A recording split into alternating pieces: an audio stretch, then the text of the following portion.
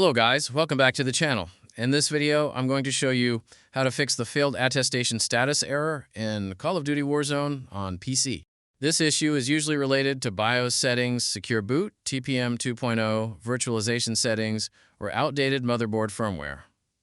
Follow the steps carefully, and this should get the game working again. Let's get started. First, open the Start menu and click on Settings. Now go to Windows Update. Click on Advanced Options, then select Recovery. Under Advanced Startup, click Restart Now. Your PC will restart. When the blue Recovery menu appears, click Troubleshoot. Then select Advanced Options. Now click UEFI Firmware Settings. Select Restart. Your computer will now boot into the BIOS or UEFI menu. Keep in mind that the BIOS layout may look different depending on your motherboard or laptop manufacturer. Inside the BIOS, navigate to the Security or Boot section. Locate Secure Boot.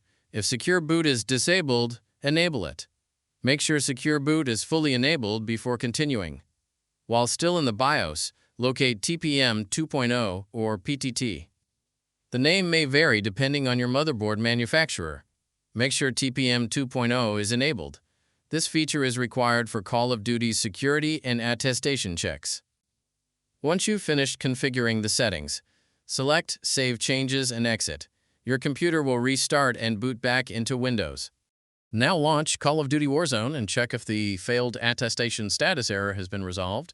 If the error still appears, your BIOS firmware may be outdated. Once Windows loads, launch Call of Duty Warzone again. The failed attestation status error should now be fixed, and you should be able to launch and play Call of Duty Warzone normally. If this tutorial helped you, don't forget to like the video and subscribe to the channel for more Call of Duty fixes and PC gaming tutorials.